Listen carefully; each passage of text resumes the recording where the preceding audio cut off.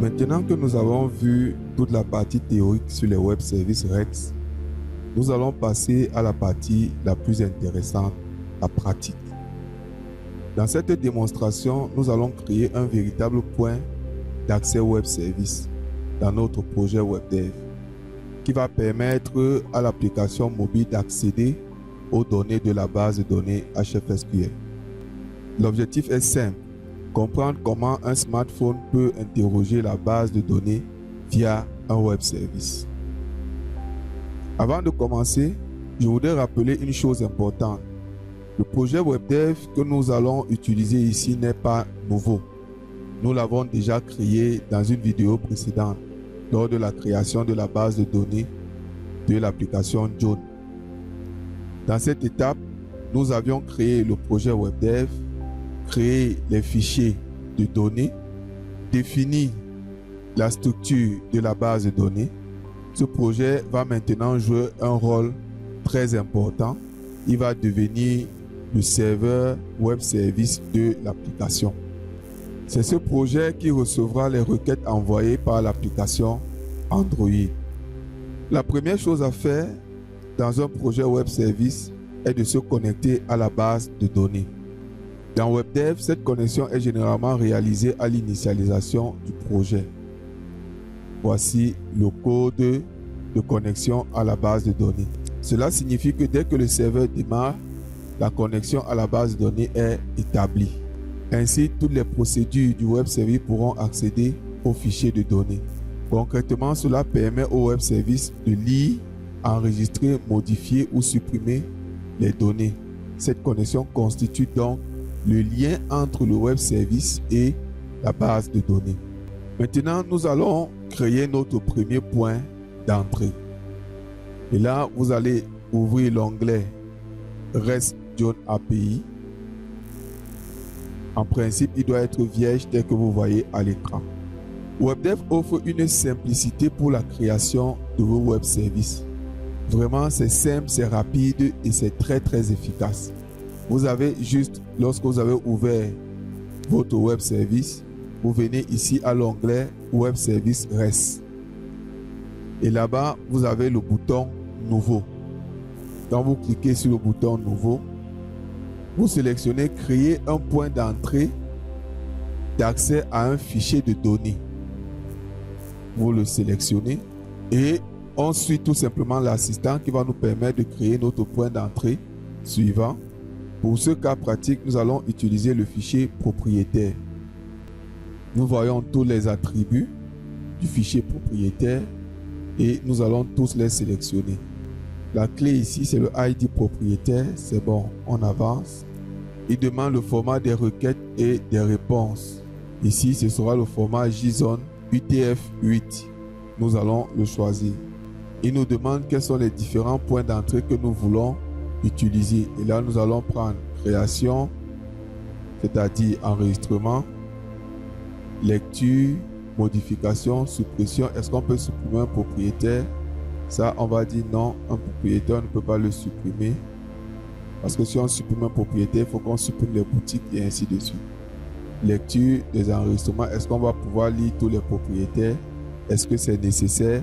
Oui, c'est nécessaire parce que si vous-même, vous voulez connaître tous les propriétaires qui sont enregistrés dans votre système, c'est une information importante. Bon, vous le choisissez aussi. Et ici, j'aime préférentiellement que ce soit toujours en minuscule. Tout en minuscule, sans accent. Et vous voyez ici, il a commencé à créer le lien d'accès. On fait suivant et on finalise. WebDev se charge donc de créer et les procédures et tout et les connexions et les points d'entrée. Tout cela, WebDev se charge de faire tout ça seul.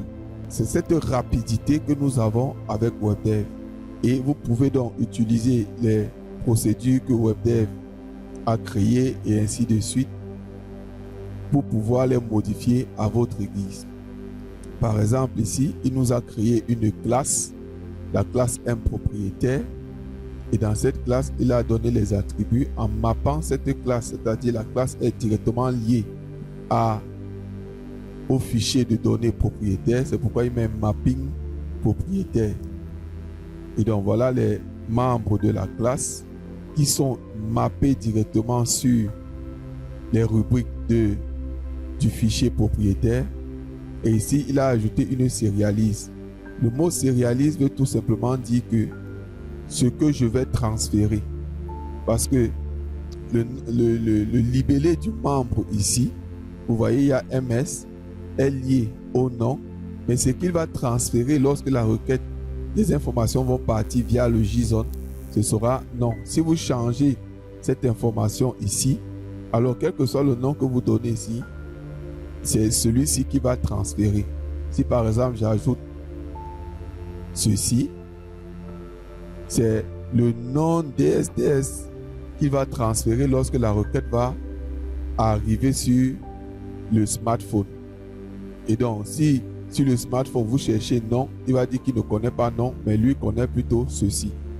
C'est pourquoi on parle de sérialisation. Elle est importante, surtout lorsque vous êtes en face des nomenclatures qui peuvent changer.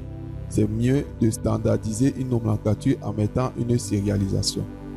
Vraiment, ne vous souciez pas de parce qu'on est dans les classes et ainsi de suite. Ce n'est vraiment pas important. Ne vous sentez pas mal à l'aise parce que c'est une classe. Mais c'est tout à fait naturel. C'est comme vous pouvez créer une procédure et voilà. Maintenant, nous allons présenter chacune des procédures qu'il nous a créées. Il nous a créé une procédure création. Ici, qui va nous permettre d'enregistrer des données. Qu'est-ce qu'il va faire? Ici, il y a une procédure d'authentification. Nous n'allons pas encore traiter les authentifications, donc nous allons la laisser comme ceci. Ici, il dit format vers fichier. Le format vers fichier va récupérer les informations que vous avez envoyées au web service. Et quand il va récupérer ces informations-là, regardons cette procédure, il déclare cette variable comme étant une chaîne et il récupère toutes les informations que vous avez envoyées via le web service à partir de cette fonction-ci et il les met dans la chaîne. Il déclare cette autre variable de classe et il initialise ici. Ça, c'est une fonction qui initialise la variable de classe. Après, il désérialise. Désérialiser ici, la fonction désérialise fait que il va joindre à chaque rubrique de la classe ou à chaque membre de la classe, il va joindre sa propriété correspondante dans ce qui est venu à partir du web service. Et il va donc mettre ça en mémoire à partir de cette procédure. Et ici, il va ajouter ça à la base de données. Il va enregistrer. Quand il va enregistrer, il va récupérer l'enregistrement. Il déclare encore cette variable-ci. Il sérialise. La sérialisation, ça veut dire qu'il encapsule, il met ça sous la forme d'une chaîne pour pouvoir vous renvoyer ça. Ça, c'est la valeur qu'il va renvoyer au web service, via le web service au smartphone. Et ici, s'il y a une erreur qui s'est produite, il va vous renvoyer une erreur 500. C'est pour dire que le retour ne s'est pas bien passé. Dans le cas où l'enregistrement n'a pas été effectué, il vous renvoie une erreur 500. Ici, nous sommes dans la procédure création, c'est-à-dire enregistrement dans la base de données.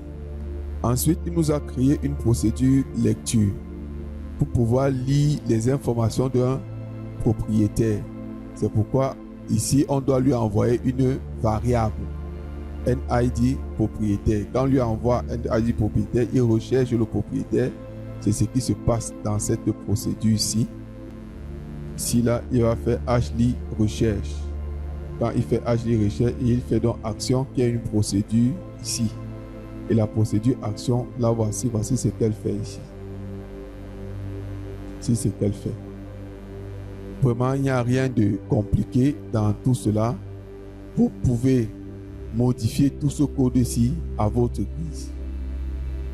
Il nous a aussi donné une procédure de modification. Donc, voici le code. et il nous renvoie une valeur. Après, il nous donne une procédure pour lire tous les propriétaires. Voici le code. Bien, toutes les autres procédures, vous voyez, c'est en privé, privé, privé. Ça veut dire que vous ne pouvez pas lire ça en dehors de cette classe. Les appeler en dehors de cette classe-ci. Donc voilà toutes les procédures qu'il nous a créées. Et nous sommes bien ravis que notre travail s'est fait en vraiment quelques clics seulement. Lorsque nous fermons dans les procédures, on revient dans le web service. Il nous a aussi créé les points d'accès. Le premier point d'accès qu'il a créé, le voici, propriétaire. Ça nous permet d'accéder directement au fichier propriétaire pour lire tous les propriétaires. Parce que ici, c'est une procédure get. C'est-à-dire, get, nous avons dit que get, c'est pour lire les informations. Mais ce get-ci va lire une seule information parce qu'on lui envoie une variable NID propriétaire. Et la procédure qui est appelée dans ce point d'accès, voici le nom de la procédure qui est appelée. Voici le point d'accès. Voici le nom de la procédure. Voici le point d'accès. Voici le nom de la procédure. Voici le point d'accès. Voici le nom de la procédure. Bien, les points d'accès, vous pouvez les modifier à votre guise tel que vous le voulez. Moi, généralement, j'aime avoir des petites spécifications personnelles. Donc, je vais ajouter ici, je vais lui ajouter John API comme ceci. Voilà. Et là, il actualise ça comme ça. Donc, tous mes points d'accès auront toujours John API, John API. Je préfère ça comme ça parce que j'ai plusieurs web services et il ne faut pas que tout ça s'entremêle. Lorsque je vais voir juste John API, je sais que okay, cette API ici, c'est pour tel, ainsi de suite. Voilà, maintenant, partout là, je vais donc ajouter un John API. Valide, ici aussi.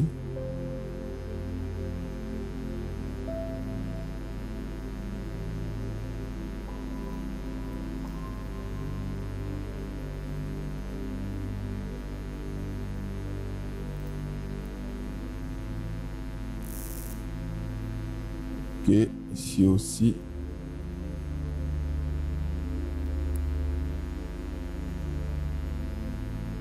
Vraiment, ce que nous venons de faire est le niveau le plus basique. Vraiment, le plus basique. Voilà notre web service que nous avons déjà déclaré, la création des points. Ici, nous occuperons la liste des propriétaires. Ici, on enregistre les propriétaires. On prend les informations d'un propriétaire dans ce get-ci. Et ici, on peut modifier les informations d'un propriétaire. Je vous parlais tout à l'heure de la notion de sérialisation. La sérialisation consiste à transformer les données internes de l'application en un format transmissible généralement. C'est le JSON. Donc, par exemple, un enregistrement provenant de la base de données HFSQL doit être transformé en un objet JSON pour pouvoir être envoyé au smartphone. Cette transformation permet à l'application mobile à comprendre et d'utiliser les données retournées via le serveur. Donc c'est ça qu'on appelle la sérialisation.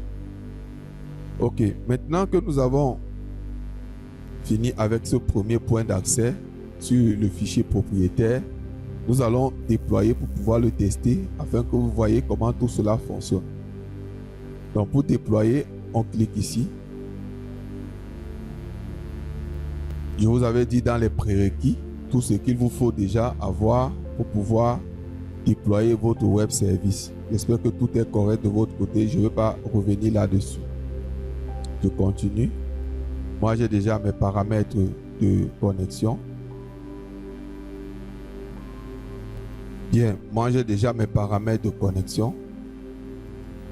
Les voilà. Si vous n'avez pas encore placé ces paramètres de connexion, c'est à vous de les placer pour pouvoir tester vous-même votre connexion. Lorsque c'est écrit normalement, vous tapez l'adresse de votre serveur. Ça doit être soit l'adresse IP, soit votre nom de domaine.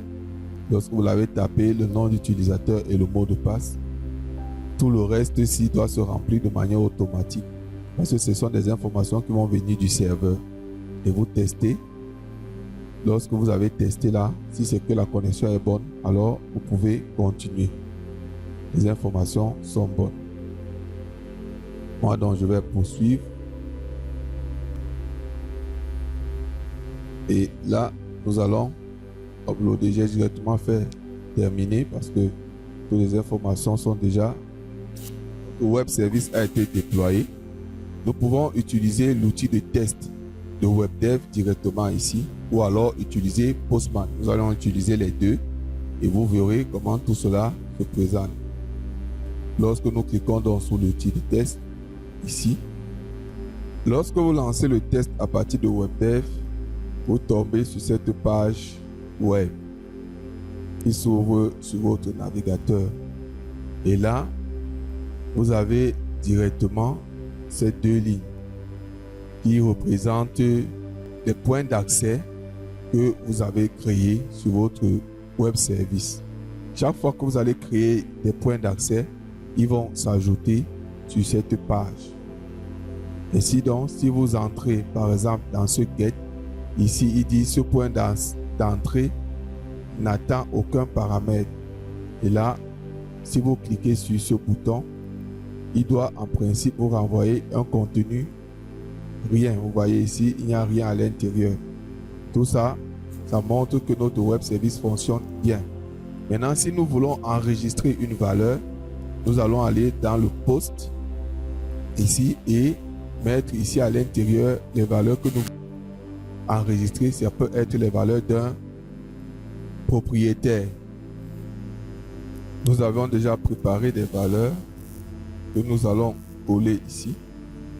Donner donc toutes les informations. Remarquez que la dernière ligne n'a pas de virgule. C'est comme ça qu'on écrit en JSON. Vous avez vu la théorie ici. On enregistre et il nous renvoie directement l'identifiant 1. Voilà. Ceci montre que notre web. Et si je vais dans ma base de données, je vais bien voir que ce propriétaire a été ajouté avec plein de succès. Bien, me voici dans ma base de données et j'ai bien là l'utilisateur qui a été ajouté. Donc voilà, tout fonctionne bien avec notre web service. Maintenant, nous pouvons aller ici dans notre get et on lui demande de lister. Il nous montre bien qu'il y a un enregistrement. On peut revenir ici et on lui dit ok, je veux l'enregistrement qui a pour ID 1. Il va dire que voilà. Maintenant, si je lui dis plutôt que je veux l'enregistrement qui a pour ID 2, il va me dire qu'il n'y a pas. Il renvoie un message d'erreur. Si je lui dis je veux ID 1, il renvoie ça. Ok, maintenant on peut également modifier l'information. Ici de l'ID c'est 1. Si je lance, voilà, il a bien modifié l'email. Voyez, notre web service fonctionne très bien. On peut faire le même test sur Postman et ça va marcher parfaitement. Merci d'avoir suivi cette vidéo. Ne manquez pas de vous inscrire pour que cette formation soit utile à chacun d'entre vous. Merci.